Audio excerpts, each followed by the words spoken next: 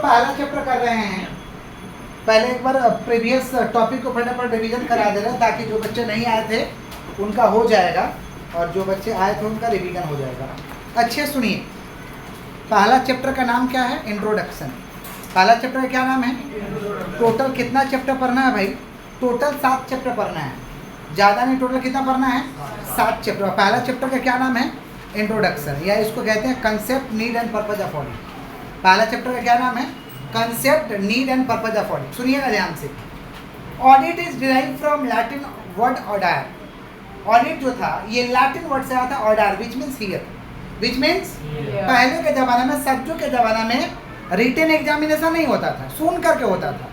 क्या लिखे सुना देते थे, उसके आधार पर ऑडिट हो जाता था। लेकिन बताइए, तो कलयुग चल रहा है, यहाँ पे सुनाएंगे तो होगा, लिखेंगे कुछ और, बोलेंगे कुछ और। तो यहाँ पर रिटन एग्जामिनेशन को लाया गया, इसलिए इसका नाम क्या पड़ा? ऑडिट। क्या पड़ा? Clear? The person who done the audit is known as auditor.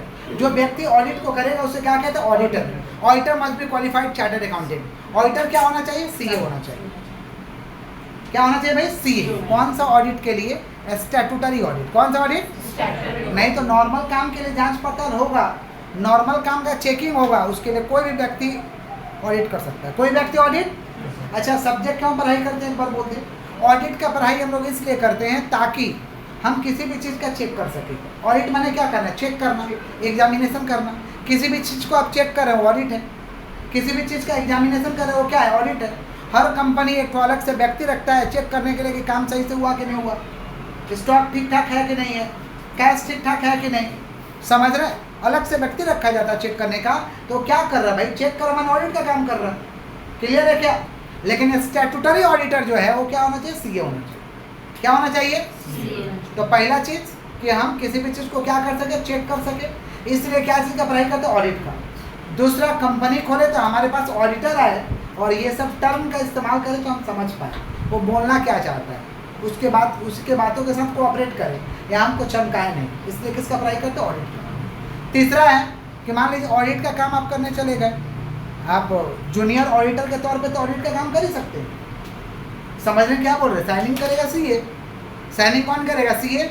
आप जूनियर ऑडिटर के तौर पे बीकॉम का भी बच्चा ऑडिट करता है, तो वहाँ पे अगर चले गए तो आपको ज्ञान तो होना ही चाहिए। इसलिए किसका पढ़ाई करते हैं? ऑडिट का। क्लियर? ऑडिट कौन सा वर्ड से आया था? Latin word order, which means hear. The person who done the audit is known as auditor. Auditor must be qualified CA. Auditor क्या होना चाहिए? सीए। ऑडिटर आते आते ये नहीं बताएगा कि आपका ये गलती है वो गलती है, कमेंट करेगा कि आपका books of account true and fair view है कि नहीं। Books of account true and fair view है कि समझ गया क्या बोले? माने auditor is not primary responsibility to detect error and fraud. Auditor का प्राइमरी रिस्पॉन्सिबिलिटी ये नहीं बनता है कि आकर के बताएगा कि आपका ये गलती और ये गलती है, ये आपके साथ फ्रॉड हुआ है, ये सब नहीं बताएगा। कमेंट करेगा कि आपका बुक्स ऑफ अकाउंट सही से बना है या नहीं बना है। समझ पा रहे हैं क्या बोल रहे हैं? तो ऑडिटर आगे कमेंट करेगा कि आपका books of account true and fair view है कि नहीं। अब ट्रू एंड फेयर व्यू के लिए 3 तो कंडीशन है। अगर तीनों का तीनों कंडीशन सेटिस्फाइड करते हैं तो आपका books of account true and fair view है, और तीनों में से अगर एक भी मिस कर देते हैं तो आपका books of account true and fair view नहीं है। पहला कंडीशन है ऑल एस अप्लाई। सारे के सारे अकाउंटिंग स्टैंडर्ड अप्लाई होने चाहिए। मैंने जिस अकाउंटिंग स्टैंडर्ड के हिसाब से आपको अकाउंटिंग करना था उस अकाउंटिंग स्टैंडर्ड के हिसाब से आपने अकाउंटिंग किया है। दूसरा, accounting policy must be proper. प्रत्येक साल पॉलिसी सेम होना चाहिए। मैंने इस साल फीफो फॉलो किए तो अगला बार फीफो फॉलो करिए, उसका अगला बार भी फीफो फॉलो करिए। इस बार डेप्रिसिएशन एसएलएम मेथड से हुआ है तो अगला बार भी आप चार्ज करिए एसएलएम मेथड से, उसका अगला बार भी चार्ज करिए आप कौन सा मेथड से? एसएलएम मेथड से। इसी को कहते हैं accounting policy must be proper. आगे बढ़ें। और तीसरा है adequate disclosure given on notes to account. Detail एकदम दो, जो जो लिखे हो अकाउंट्स में उसका डिटेल होना चाहिए। समझ गए? अगर तीनों चीज़ आपने दिया है तो आपका बुक्स ऑफ अकाउंट सही है, माने ट्रू एंड फेयर व्यू है, और तीनों में से एक भी कंडीशन अगर मिसिंग है माने आपका books of account true and fair view नहीं है। अच्छा, लास्ट वाला का मतलब क्या है? Adequate disclosure on notes to account. Description में लिखो कि कैसे क्या हुआ है।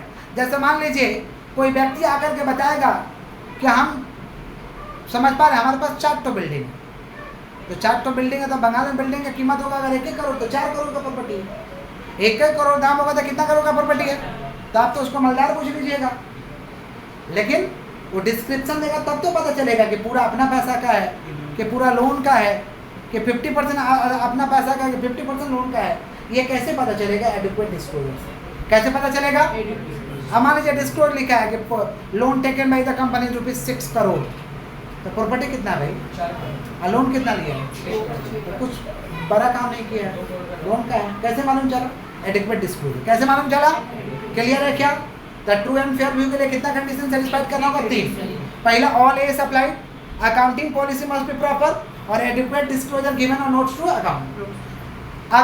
Auditor not given any assurance और गारंटी। ऑडिटर आकर के कोई एश्योरेंस और गारंटी नहीं देता है कि जितना अच्छा से कंपनी आज काम कर रहा है उतना ही अच्छा से कंपनी भविष्य में भी काम करेगा। इस बात का हम कोई गारंटी नहीं देते। इस बात का कोई गारंटी, ऑडिटर कमेंट करता है कि books of account true and fair view है कि नहीं।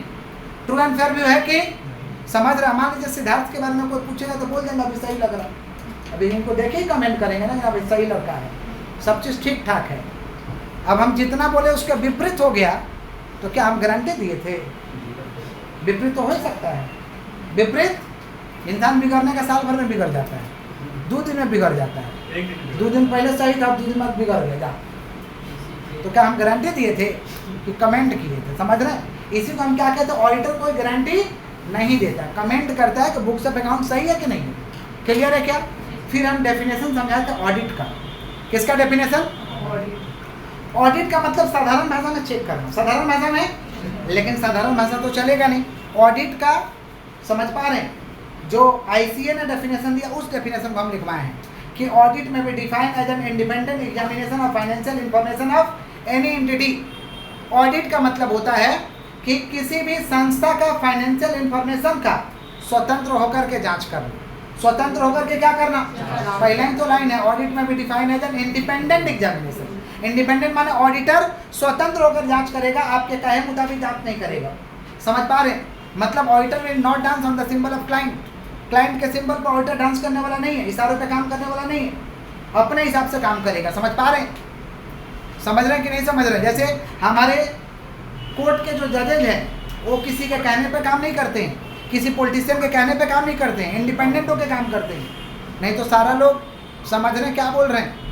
अपोजिशन वाले जेल ही में रहते हैं, सारे अपोजिशन वाले कहाँ होते हैं?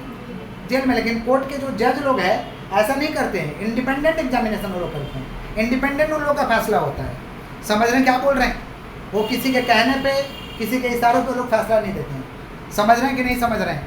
जैसे बदलापुर वाला कांड में हुआ था महाराष्ट्र में, 4 साल के बच्ची को एक तो स्कूल में सफाई करने गलत कर दिया था, वो तो गलत है ही। तो पब्लिक वहाँ का डिमांड करने लगा, बहुत प्रोटेस्ट हुआ, पब्लिक वहाँ का डिमांड करने लगा कि बीच में दीजिए, हम लोग आम पब्लिक के बीच में उसको गोली मारा जाएगा, ऐसा दीजिए। तो कोर्ट फटकार लगाया कि ठीक है गलती किया है, लेकिन इसका मतलब ये नहीं कि आप हमें कानून सिखाइएगा और आप हमें सिखाइएगा कि इस तरीके से आप सज़ा दीजिए, जिस तरीके से सज़ा देना वो हम देंगे, ये आपका काम नहीं है। कोर्ट फटकार भी लगाया वहाँ के अधिकारी। समझ पा रहे हैं? तो इसी को क्या कहते हैं? Independent examination. क्या कहते हैं? कभी कभी फटकार तो लगाता ही है, सुप्रीम कोर्ट, हाई कोर्ट आकर के फटकार लगाता है, नेता तक को फटकार लगाता है कि आप ऐसा नहीं कर सकते। फिर नेता लोग सुधर जाता है, नहीं सुधरेगा तो भाई प्रेसिडेंट रूल लागू हो जाएगा। समझ रहे हैं क्या बोले कि नहीं समझ रहे?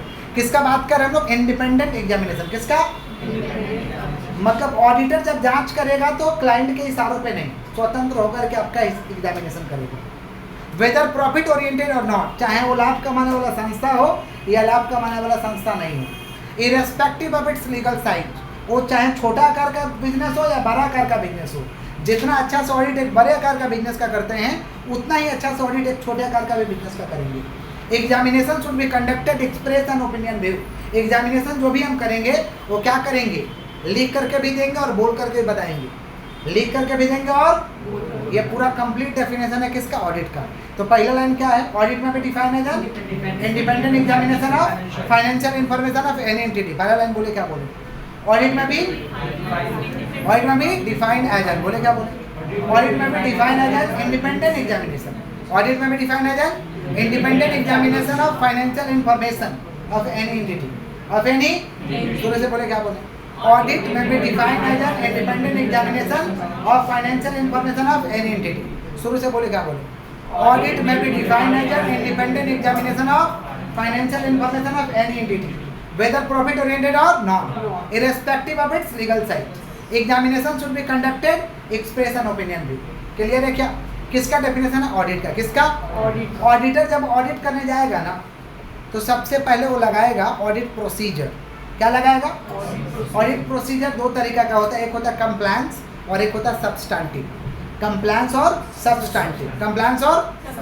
कंप्लायंस का मतलब होता है ऑडिटर जाकर के घूम करके देखेगा काम काज करने का तरीका कि ये लोग का इंटरनल कंट्रोल स्ट्रांग है कि वीक है, मतलब काम काज करने का तरीका ठीक है कि खराब है।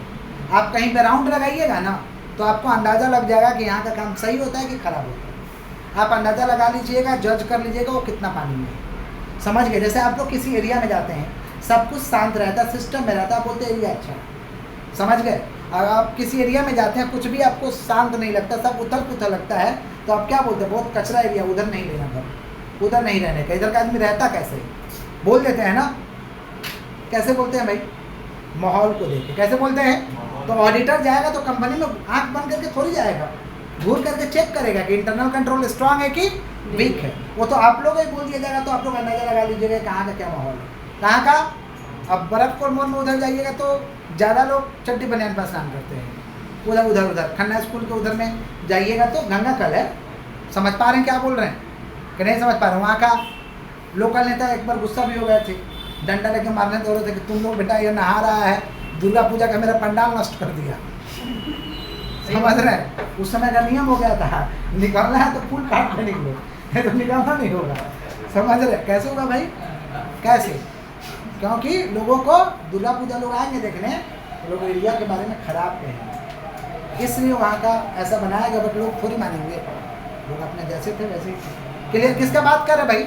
Internal control. किसका? अब मान लीजिए कंपनी में गए हैं, स्टाफ कहीं ताश खेल रहा है, लोग नहीं समझे, कहीं अलग गपशप चल रहा है। समझ रहे क्या बोल रहे? कहीं पे भी काम वाला माहौल नहीं है और दिन भर ऐसा हुआ गतिविधि, ऑडिटर घूर के देख रहा है, तो उसको क्या लगेगा? इंटरनल कंट्रोल स्ट्रांग के वीक? क्या लगेगा? वीक लगेगा। और जहाँ पे गए एकदम सिस्टमेटिकली काम हो रहा है, सब कुछ सिस्टम में है। समझ रहे? तो आपको क्या लगेगा? इंटरनल कंट्रोल स्ट्रांग है। समझ गए क्या बोले कि नहीं समझे? अगर इंटरनल कंट्रोल वीक निकला तो सब्सटैंटिव प्रोसीजर को ज़्यादा लगाएंगे, ज़्यादा चेक करेंगे। और अगर इंटरनल कंट्रोल स्ट्रांग निकला तो सब्सटैंटिव प्रोसीजर को कम चेक करेंगे। अब सब्सटैंटिव प्रोसीजर में दो चीज़ चेक करते हैं, वाउचिंग एंड वेरिफिकेशन और analysis of key financial issue.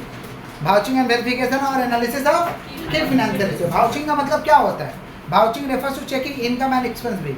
Vouching refers to checking income and expense bill. Income और एक्सपेंस के बिल को चेक करेंगे, उसको क्या कहते हैं? वाउचिंग। और verification refers to checking asset and liability. Assets और लायबिलिटीज को चेक करेंगे, उसको क्या कहते हैं? Verification. Verification refers to checking assets and liabilities, इसको क्या कहते हैं भाई? वेरिफिकेशन। और वाउचिंग माने इनकम और एक्सपेंस बिल को चेक करना। क्लियर? और एक है analysis of key financial issue. इसमें ऑडिटर चुपचाप चेक करेगा कि कंपनी चलने वाला है कि नहीं, कंपनी का गोइंग कंसर्न है या नहीं। ऐसा तो नहीं कि कंपनी बंद हो जाएगा। ये ऑडिटर क्लाइंट से बिना बताए हुए चुपचाप चेक करेगा। समझ गए? इसी को हम कहते हैं analysis of key financial issue. अब बोलेगा क्यों उससे बिना बताए हुए चेक करेगा? अगर मान लीजिए ऑडिटर आकर के किसी क्लाइंट को बोलता है कि हम चेक करने वाला आपका कंपनी चलेगा कि नहीं चलेगा, तो गुस्सा हो जाएगा कि नहीं हो जाएगा कि 50 साल से कंपनी चला रहा है, तुम ऑडिटर आकर के रंगबाजी दिखा रहे हो और तुमको शक हो रहा है कि हमारा कंपनी चलेगा कि नहीं चलेगा। गुस्सा होगा कि नहीं होगा? बोलिए। समझ रहे हैं क्या बोले कि नहीं समझ रहे? इसलिए वो धीरे से चेक कर लेगा। डॉक्टर भी कभी कभी रिपोर्ट खाली लिख देता है, बोलता है ये रिपोर्ट चेक करा लीजिए, ये रिपोर्ट आप टेस्ट करा के लेके आइएगा। धीरे से लिख देता, बताता नहीं है, बता देगा गड़बड़ हो जाएगा। नहीं समझे क्या बोले? लिख देता है, देखते नहीं है टेस्ट दुनिया भर का लिख देगा। अब सब टेस्ट के बारे में आप थोड़ी जानते हैं क्या नहीं है। अब चेक करा के ले जाइए, उसमें कोई बीमारी निकलेगा तो आपको बोलेगा ये प्रॉब्लम है। समझे? तो आपको बता के थोड़े किया जाता, कुछ कुछ बता देता है लोग, मलेरिया का टेस्ट दिए हैं, कुछ कुछ बता देता है लोग। समझ पा रहे हैं क्या बोल रहे हैं?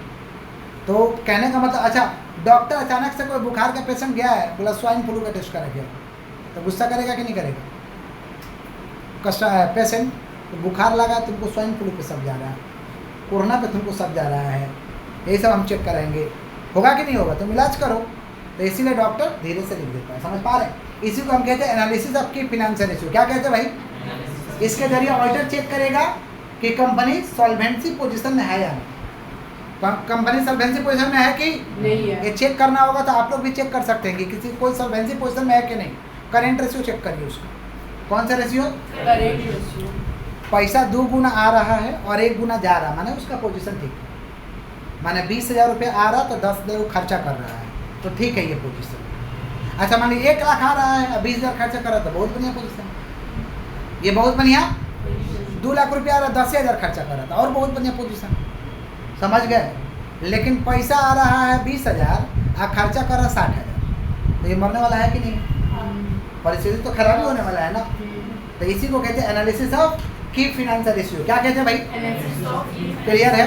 आगे बढ़े हम लोग, बोलेगा तब ना बढ़ेंगे, आगे बढ़े। यहाँ से हम लोग का फ्रेश टॉपिक है standards on auditing. Standards on, देखिए अकाउंट्स के लिए एएस बनाया गया और ऑडिटिंग के लिए एक तो बेंचमार्क बनाया गया, रूल्स बनाया गया, रेगुलेशन बनाया गया, जिसको कहते हैं स्टैंडर्ड्स ऑन ऑडिटिंग। ऑडिट का बुक खोलिएगा तो वहाँ पे लिखा रहेगा ए से 200, ए से 500, तो ये क्या है? Standards on auditing. Standards on auditing. अच्छा ए से 1 कभी आपको लिखा हुआ नहीं मिलेगा, ए से 2 कभी लिखा हुआ आपको नहीं मिलेगा, ए से 200 के बाद ही नंबर मिलेगा, क्योंकि ए से का जो शुरुआती नंबर था वो 200 था। ए से चालू ही हुआ था नंबरिंग देना, कहाँ से? 200 से। समझ गया क्या बोले? तो ए से 200 से ज़्यादा ही आपको नंबर मिलेगा, 1 2 नहीं मिलेगा। क्लियर है क्या? ए से का फुल फॉर्म क्या है? Standards on auditing. बोले क्या बोले? ये क्या है? Standards on auditing is the benchmark. Standards on auditing is the, ये क्या है? बेंचमार्क है। क्या चीज़ का? ऑडिट वर्क का। ऑडिट के वर्क का ये बेंचमार्क है। बेंचमार्क मैंने setup rules, setup regulation, setup policy, इसको क्या कहते हैं? बेंचमार्क। क्या कहते हैं बोलिए? तो standards on auditing is the benchmark of audit work. Audit work का ये क्या? बेंचमार्क है। समझ गए? While doing the audit, auditor follow क्या चीज? ऐसे। जब ऑडिट होता है ना तो ऑडिटर क्या फॉलो करता है भाई? ऐसे को फॉलो करता है। क्या फॉलो करता है? और ऐसे का शुरुआत कहाँ से होता है भाई? 200 नंबर। कहाँ से होता है? क्लियर है क्या? तो स्टैंडर्ड्स ऑन अकाउंट्स के लिए एएस बनाया गया और इसके लिए क्या बनाया गया? ए से। और कॉस्ट के लिए क्या बनाया गया? कैश। कॉस्ट के लिए क्या बनाया गया? Cash. CAS, cost accounting standard. Cost accounting semester 2 में पढ़ाए होंगे, जब शुरू में थ्योरी पढ़ा रहे होंगे। समझ रहे हैं क्या बोल रहे हैं? सुनिए, तो ऑडिटिंग के लिए क्या बनाया गया? ऐसे। क्या बनाया गया? आगे बढ़ते हैं। ऑडिटिंग के 2 ऑब्जेक्टिव है, प्राइमरी ऑब्जेक्टिव, सेकेंडरी ऑब्जेक्टिव। बोले क्या बोले? प्राइमरी ऑब्जेक्टिव सिर्फ कमेंट करेगा, ठीक है कि नहीं है? बस खाली कमेंट करेगा। क्या करेगा? समझ रहे हैं क्या बोले कि नहीं समझ रहे? अब मान लीजिए कोई बच्चा आया, पहल का दिन पढ़ा, उसका पापा आके बोले पढ़ने में कैसा है? क्या बोलेंगे? आज तो कैचिंग पावर ठीक ही, तब देखते हैं। क्या बताएंगे? एक दिन तो पढ़वे कि हमको कैसे पता चलेगा? नहीं समझे? हाँ, समझा कि नहीं समझा ये बता सकते हैं। कैचिंग पावर कितना बता सकते हैं? इसको क्या कहते हैं? कमेंट ही करेंगे ना, थोड़ी बताने लगेंगे ये गलती है वो गलती है, उसका थोड़ी बताएंगे। समझ रहे हैं क्या बोले कि नहीं समझ रहे? और सेकेंडरी ऑब्जेक्टिव है कि ऑडिटिंग होगा, जांच होगा ना, तो एरर और फ्रॉड रुक जाता है। एरर और फ्रॉड क्या हो जाता है? डर के कारण। डर लोग के शरीर में रहता है कि चेकिंग होगा, पकड़ा जाएंगे, छोड़ो मत करो। तो prevention of error and fraud. Error and fraud को रोकना काम है ऑडिटिंग का। कैसे रोकेगा? जांच पड़ताल होगा तो रुक भी करेगा ना, फिर पकड़ा जाएंगे हम। और दूसरा detection of error and fraud. अगर कोई गलती हुआ है तो पता चल जाएगा, डिटेक्ट हो जाएगा। एरर माने क्या होता है? Mistakes. Fraud means deceive to the party. Deceive to the, धोखा दिए, जानबूझ के किए। फ्रॉड जानबूझ के होता है। मिस्टेक इनोसेंस और नेग्लिजेंस के कारण होता है। और फ्रॉड क्या होता है? जानबूझ के किया जाता है। समझ गए क्या बोले कि नहीं समझे? तो सेकेंडरी ऑब्जेक्टिव है prevention of error and fraud और detection of error and fraud. Clear है क्या? ऑडिट किसको कराना पड़ेगा? Audit is compulsory for all the company. अगर कंपनी खोलिएगा तो ऑडिट कराना ही पड़ेगा। कंपनी अगर खोल के चलाते हैं तो आपको ऑडिट कराना ही पड़ेगा, ये कंपल्सरी है। चाहे आप प्राइवेट कंपनी चलाइए, पब्लिक कंपनी चलाइए, आपको ऑडिट कराना ही पड़ेगा। समझ गए? लेकिन अगर नॉन कंपनी है, माने मोदी दुकान वाला है या पार्टनरशिप वाला है, मोदी दुकान वाला है या पार्टनरशिप वाला है या आप LLP वाले हैं, समझ गए? तो अगर आपका टर्नओवर 100 लाख से ज़्यादा होता है, माने 1 करोड़ से ज़्यादा, टर्नओवर 100 लाख से ज़्यादा होता है तो आपको ऑडिट करना होगा। अगर आप लॉयर है, डॉक्टर है, लॉयर है और क्या है? डॉक्टर है, और आपका सालाना फीस ग्रॉस से 25 लाख से ज़्यादा होता है तो आपको ऑडिट कराना होगा। समझ पा रहे हैं क्या बोले कि नहीं समझ पा रहे? तो audit is compulsory for all the company. और इट इज कंपल्सरी फॉर सारे कंपनी को कराना होगा, लेकिन नॉन कंपनी है तो फिर भी आपको कराना पड़ेगा। टर्नओवर 100 लाख से ज्यादा हुआ, टर्नओवर 100 लाख से, और आप प्रोफेशनल है और आपका फीस 25 लाख से ज्यादा होता सालाना, तो आपको क्या कराना होगा? ऑडिट कराना होगा। क्लियर हो गया? आगे बढ़ें, आगे बढ़ें। कितना लोग बोलता है कि auditing is luxury, auditing luxury है, लग्जरियस लोगों के लिए, हम लोगों के लिए नहीं है। तो ऐसा इस ऑडिटिंग के आंसर में राइटर लोग अपने आंसर दिया कि ऑडिटिंग कोई लग्जरियस वगैरह नहीं। कंपनी नियम में है कि कंपनी है तो आपको कराना पड़ेगा, और नॉन कंपनी है और आपका टर्नओवर एक्सीड हो रहा तो आपको कराना पड़ेगा, और टर्नओवर एक्सीड ही नहीं हो रहा तो आपको क्या कराना होगा? आप नॉर्मल फाइलिंग रिटर्न करिए, नॉर्मल क्या करिए? फाइलिंग रिटर्न करिए। समझ पा रहे हैं क्या बोले कि नहीं समझ पा रहे हैं? तो ऑडिटिंग को लग्जरियस नहीं बोल सकते, ऑडिटिंग को लग्जरियस नहीं बोल सकते। आगे बढ़ते हैं। स्कोप ऑफ ऑडिट ऐसे 200। स्कोप ऑफ ऑडिट, ऑडिट का स्कोप क्या है, क्षेत्र क्या है? देखिए, ऑडिट कराएंगे ना तो enhance the confidence of users, users के कॉन्फिडेंस को जीत पाएंगे। यूजर्स का मतलब क्या होता है? जो फाइनेंशियल स्टेटमेंट को क्या करने वाला है? यूज करने वाला है, उसको क्या कहते हैं भाई? यूजर्स। क्या कहते हैं? तो enhance the confidence of users, users के कॉन्फिडेंस को हम जीत पाएंगे, यूजर्स के कॉन्फिडेंस को क्या कर पाएंगे? दूसरा है फाइनेंशियल स्टेटमेंट और प्रेजेंटेड फेयरली या give true and fair view. Financial statement क्या शो करेगा? True and fair view, true and. Next है auditor's opinion does not assure for the future. Auditor कोई गारंटी नहीं देता है, ऑडिटर कोई गारंटी कि फ्यूचर में आज जैसा काम किया वैसे फ्यूचर में काम करेंगे, इस बात का कोई गारंटी नहीं देते हैं, इस बात का कोई गारंटी। समझ रहे हैं? जैसे मान लीजिए अभी हम बच्चा लोग को सही से पढ़ा दें तो भविष्य में भी हम सही से पढ़ाएंगे, इस बात का कोई गारंटी नहीं है। समझ रहे हैं क्या बोले कि नहीं समझ रहे? इस बात का कोई गारंटी नहीं है। आप तो बोल ही देंगे कि हाँ ठीक पढ़ाते जाओ, लेकिन उसके प्रति हम लापरवाही कर रहे हैं, उसको सही से नहीं पढ़ा तो क्या बोलेगा? आपको बोलेगा ना जाके, तब क्या बोलेगा कि नहीं भाई हम लोग के सामने तो ठीक था, अभी नहीं जाता, यही बोलिएगा। तो ऑडिटर फ्यूचर के लिए कोई गारंटी नहीं देता, ऑडिटर फ्यूचर के लिए कोई guarantee. required to express opinion on some specific matter, required to express opinion on some specific, कुछ स्पेशल मैटर पे भी वो लोग ओपिनियन देता है, अपना बात को रखता है। स्पेशल मैटर पे भी कुछ ओपिनियन देता है। कौन देता है भाई? ऑडिटर। कौन देता है? ऑडिटर। तो स्कोप क्या क्या? स्कोप में फटाफट लिख देंगे। पहला क्या? Enhance the confidence of users, user के कॉन्फिडेंस को जीत पाएंगे। Enhance the confidence of users, give true and fair view, give true and, और auditor's opinion does not assure for future, auditor's opinion does not assure for, और required to express क्या चीज? opinion on specific matter, required to express opinion on कौन सा matter? specific matter। कौन सा matter? Clear है? आगे बढ़े। Basic principles governing an audit, audit को करने के लिए ऑडिटर जब ऑडिट करने जाएगा तो उसको कौन कौन से सिद्धांत को फॉलो करना पड़ेगा, कौन कौन से सिद्धांत के हिसाब से ऑडिट करना पड़ेगा। ऑडिटर जब ऑडिट करने जाएगा तो उसको कुछ प्रिंसिपल है, उसको फॉलो करना ही पड़ेगा। ये भी बात कहाँ लिखा हुआ है? A से 200 में। कहाँ लिखा हुआ है? A से 200। पहला है कि integrity, auditor must maintain integrity. Integrity माने ऑडिटर ऑनेस्ट होना चाहिए। ऑडिटर क्या होना चाहिए? ऑनेस्ट होना चाहिए। समझ पा रहे हैं? इंटीग्रिटी। ऑब्जेक्टिविटी, ऑडिट हम ऑब्जेक्टिविटी के साथ करेंगे, उद्देश्य के साथ काम करेंगे। और इंडिपेंडेंस होना चाहिए। इंडिपेंडेंस माने किसी के बोलने पे काम नहीं करेंगे, किसी के इशारे पे काम करने वाले नहीं, अपने हिसाब से काम करेंगे। ये प्रिंसिपल है। किसका प्रिंसिपल है? ऑडिटर का। किसका प्रिंसिपल? तो ऑडिटर क्या होना चाहिए? ऑनेस्ट होना चाहिए, इंडिपेंडेंस होना चाहिए, और ऑब्जेक्टिविटी के साथ काम करे, उद्देश्य के साथ काम करे। क्लियर है क्या? तो पहला क्या है? Integrity, objectivity and independence. बोले क्या बोले? Integrity, objectivity and independence. Integrity, objectivity and independence. Clear है क्या? आगे बढ़े, बोलिए। जैसे ममता बनर्जी को हिला पाना बंगाल में मुश्किल है, समझ पा रहे? नामुमकिन है, मुश्किल है। क्यों? इंटीग्रिटी के साथ काम करती है, ऑनेस्ट है भाई, ऑनेस्ट है सर। यस। आप क्या उनका बुराई देखे हैं? कुछ है आपके पास प्रूफ? प्रूफ है? प्रूफ नहीं है। चलिए बात खत्म करिए, टॉपिक करिए, ये सब बात मत बोलिए। बात नहीं, पॉजिटिव बात को देखिए, नेगेटिव बातों को मत देखिए।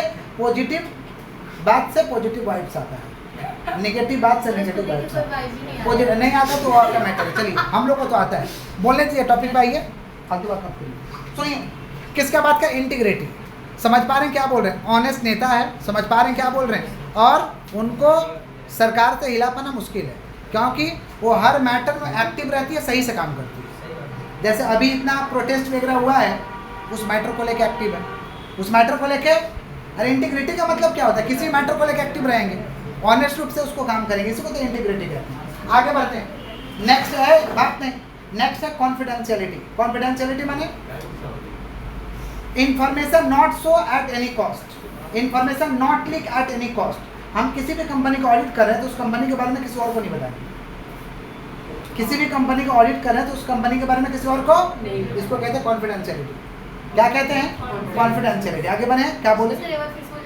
किसी भी कंपनी का ऑडिट कर रहे हैं तो उसके बारे में किसी और को नहीं बताएंगे। समझ पा रहे? माने information not show to the other party at any cost. समझ गए? Information not leak to the other party at any cost. Clear है क्या? इसको कहते हैं कॉन्फिडेंशियलिटी। ऑडिटर को मेंटेन करने से confidentiality. Skills and confidence, skill होना चाहिए, क्या होना चाहिए? और कॉन्फिडेंस होना चाहिए, लाख होना चाहिए, धैर्य ना खो, किसी भी परिस्थिति में धैर्य ना खो, धैर्य के साथ ऑडिट करें।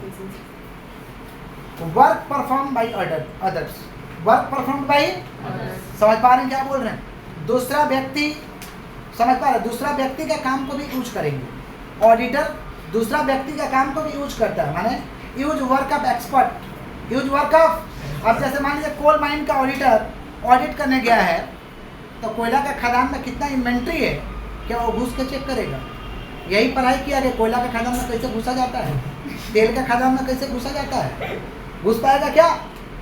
तो किसको भेजेंगे? एक्सपर्ट। किसको भेजेंगे? एक्सपर्ट जो बताएगा उसको मानेंगे। इसी को कहते हैं work perform by others, work perform by. Documentation, document वगैरह बनाएंगे भाई, डॉक्यूमेंट बनाएंगे, क्या हमने ऑडिट किया है, इसको कहते हैं डॉक्यूमेंटेशन। क्या कहते हैं? Documentation refers to preparation. क्या चीज? वो तो बड़ा टिक करना पड़ता है। हाँ, टिक करेंगे या अपना लिखित बनाएंगे एकदम। Documentation refers to preparation and preservation of audit working paper.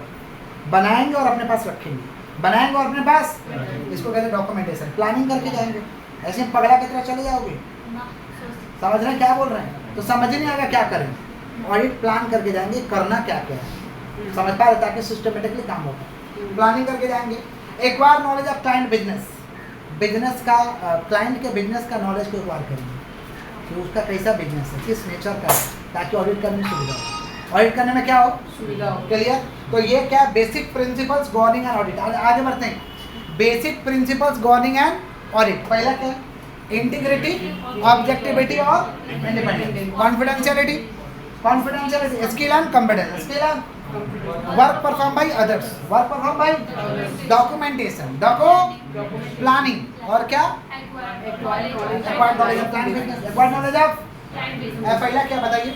Integrity, objectivity, independence. Integrity, objectivity, फिर कॉन्फिडेंशियलिटी और स्किल एंड कॉम्पिटेंस और क्या? Use work of others, work perform by others, documentation, planning, acquired knowledge of client. क्या clear है क्या? इसी को कहते हैं basic principles of governing and audit. आगे बढ़ते हैं। नेक्स्ट है एडवांटेजेस ऑफ ऑडिटिंग। ऑडिटिंग के क्या एडवांटेजेस है? अच्छे से सुनिए। ऑडिटिंग के लाभ क्या है?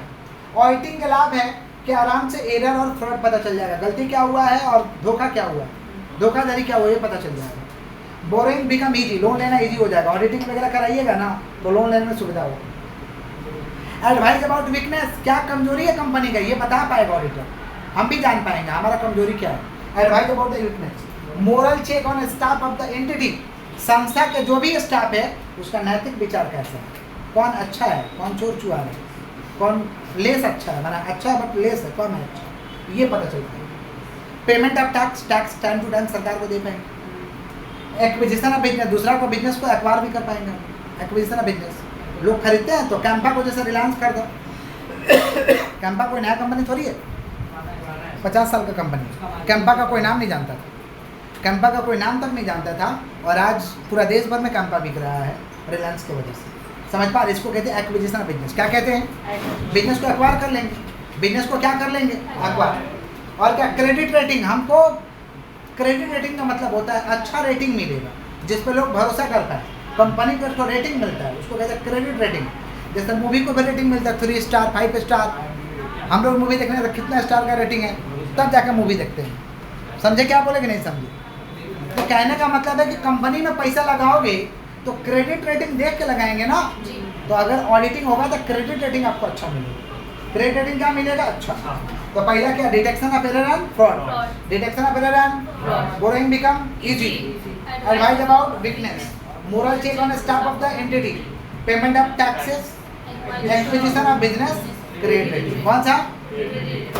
एरर माने क्या होता है? मिस्टेक। एरर माने क्या होता है? एरर दो तरीका का, क्लरिकल एरर्स और एरर्स ऑफ प्रिंसिपल। कलर गलती करेगा, क्लरिकल एरर्स, और अकाउंटिंग का नॉलेज ही आपको नहीं है, errors of principle. Errors of अब क्लरिकल एरर्स कितना तरीका का? Errors of omission, commission. Omission माने एंटर करना बोल, एंटर लिखा ही नहीं। कमीशन माने या तो अकाउंट में गड़बड़ी या तो अमाउंट में गड़बड़ी। समझ पा रहे? या तो अकाउंट में या तो अमाउंट में। लिखना था मशीन में, लिख दिए परचेज में। लिखना था वेजेज में, लिख दिए सैलरी में। लिखना था राजा में, लिख दिए रानी में। यही है कमीशन। लिखना था 1000, लिख दिए 100। लिखना था 1 लाख, लिख दिए 10,000। इसको कहते हैं कमीशन। क्या कहते हैं? Errors of duplication. एक एंट्री बार बार लिख रहे, एक एंट्री बार बार लिख रहे, इसको कहते हैं एरर्स ऑफ डुप्लीकेशन। और compensating error, balance will be match but some mistakes are there. Balance मिल चुका है, आंसर आ चुका है, लेकिन कुछ ना कुछ गड़बड़ी है, कुछ ना कुछ गड़बड़ी। इसको कहते हैं कंपनसेटिंग एरर। कंपनसेटिंग समझ रहे हैं? क्लियर है?